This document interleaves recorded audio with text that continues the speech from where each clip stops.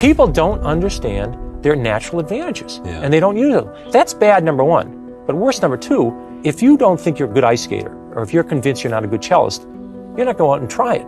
But people are buying stocks anyway. They're not discouraged. They just think it's a gamble.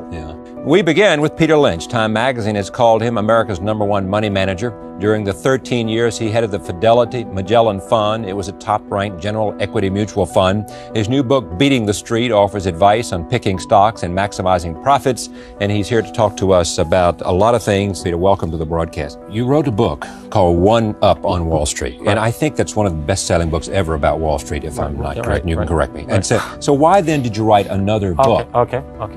I think the reason I wrote it is I try to explain to people their great advantages, their edges they have, and that they should get involved in stocks. And they should do it on the right basis. This was on the first book. Right. And obviously I didn't make a great impression because the percent of people's assets involved in stocks has gone down. In 1960, people had 40% of their financial assets, including their house, in stocks and mutual funds.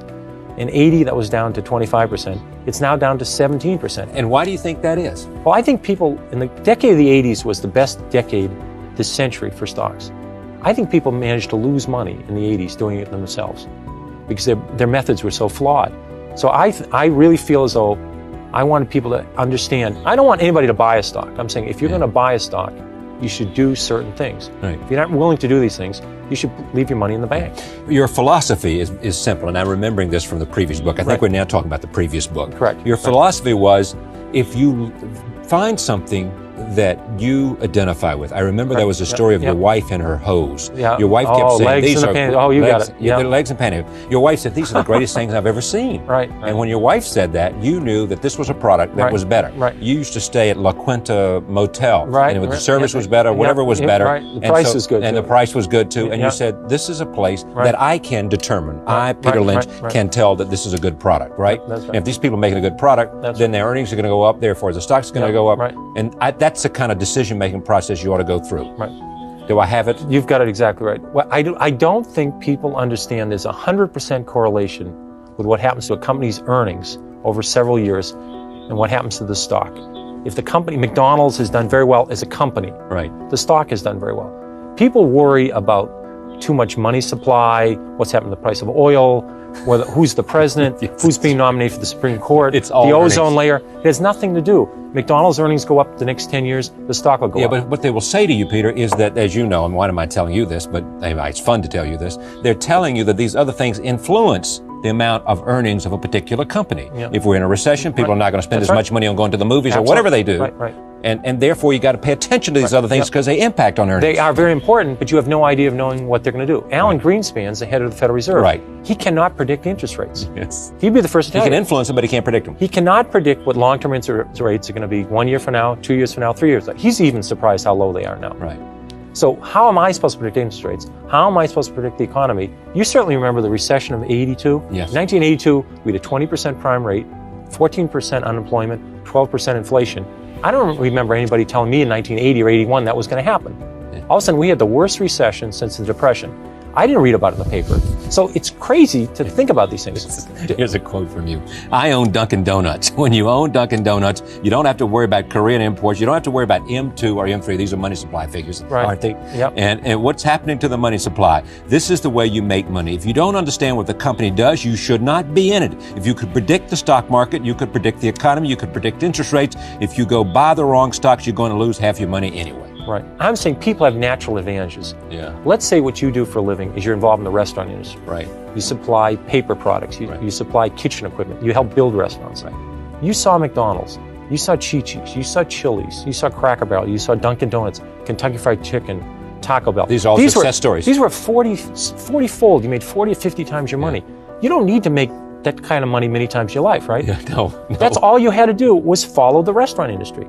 People are in industries. They're in the publishing industry. They're in the chemical industry, the paper. Why don't they just stay with that industry?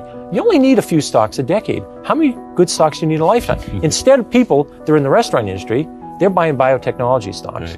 The people in the chemical industry nothing about biotech. The people in the chemical industry are buying oil stocks. It's absolutely absurd. People don't understand their natural advantages, and they don't use them. So that's bad, number one. But worse, number two, if you don't think you're a good ice skater, or if you're convinced you're not a good cellist, you're not going out and try it.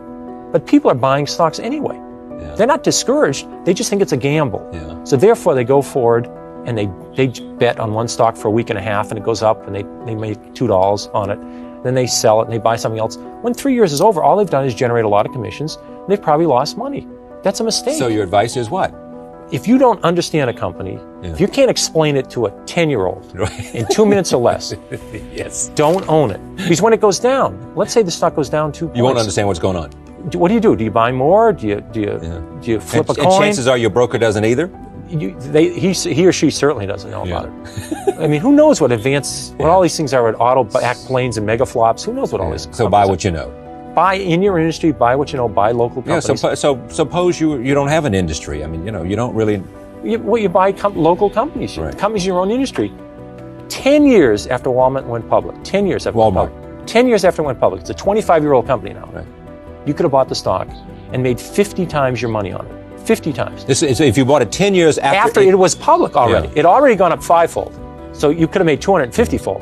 But I'm saying, let's say you were in a town, they came into it and they said, boy, these prices are great. They're doing terrific. I like the bargains. You checked it out. You spent a little bit of work on it. Yeah. I mean, people are very careful. When they buy a dishwasher, they do some research. They'll put $10,000 in some stock they hear on a bus. So if you did a little bit of research, you'd say, Walmart's only 10% of the country. They're not even saturated there.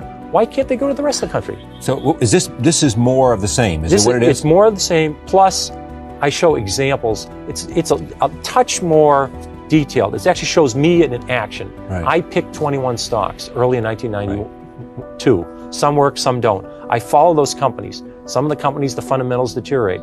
Some they improve. I watch those companies go through the year.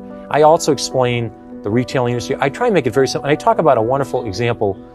Is a 7th grade class. Yeah. The teacher of that read my book, and my first book that you were talking about. You and I did a show on that in Washington. Right. You remember that show? This is a long time ago. She read the book, and I said, if you made it through 5th grade math, you can do it in the stock market. Yes. She says, okay. She started teaching it in 7th grade, 7th grade class. These kids had to study companies. They had to look at their balance sheets to see if they're solvent. Yeah. And they picked stocks. These stocks were up 69% over 2 years when the market was up only 20. And they picked stocks like Limited, they picked The Gap, they picked Walt, they understood these companies, they also picked IBM. I lost money on that too. Yeah. I mean, everybody makes mistakes. Everybody did, yeah. But I'm saying this was a school, St. Agnes School in Arlington, Mass. Right. But in addition, in the decade of the 80s, there's 8,000 investment clubs. These are amateur sort of average people just investing. These investment clubs, 62% of these clubs beat the market. In the decade of the 80s, only 25% of professionals beat the market. Right, let me go back to one other subject. You're coming back to Fidelity, aren't you? Aren't you going to do something? When I finish this book, I've been working about 1 or 2 days a week the last year and a half on this book. Right. Now I'm done with the book. I'm going to go back to maybe 1 day a week, working with the younger analysts, just listening to them, talking to them. I'm not telling them to buy Xerox, to sell Xerox. Your old lifestyle. Not totally. I'm not going to run another fund. 13 years was plenty of running a fund. I'm just going to work with younger analysts, let them ask questions, I'll ask them questions. It's going to be a lot of fun. Now, do you manage any money for anybody other than yourself? No, I manage money with other people for some charities. Right. But no, I don't manage anybody's accounts. You're not doing some mutual fund, some pension zero. fund, nothing. I'm out. Went cold turkey. No. All right. Cold turkey, did you? Cold turkey. Now, are you happy you did this? I'm obviously delighted. It's great. And you like your new life? Oh, it's fabulous. Right. Yeah. 4 or 5 years ago, you just said, and I've been managing all this money, I'm going to quit. Yep, that's right. And you went to do what? Well, actually, I wanted to spend more time with my wife and my children. Right. And it was an interesting situation because I loved my job. I adored my job. Right. And I liked outside activities. And when I was young, I wasn't involved in charity work until I was 30. Yeah. No activities. Younger children, you just read them a book and good night moon and they fall asleep and it's all over.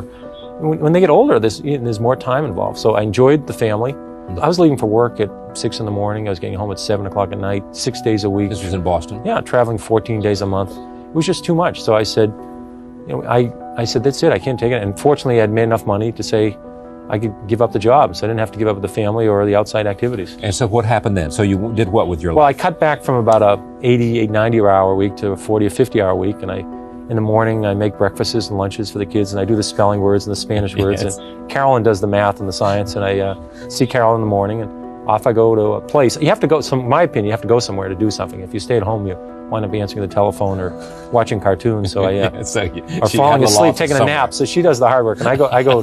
Fidelity gave me an office, and I have a secretary, and I spend majority of the time working on charity things like inner city schools, inner city libraries, inner city housing, United Helping Way. people manage their money, or No, not at all. None just of that. No. just Some of the charities I'm on the investment committee Right. of some of the Museum of Fine Arts. I'm involved in Mass General Hospital, Boston College, but United Way. But all the extra things I added to were real hands-on, actually being involved in charitable activities.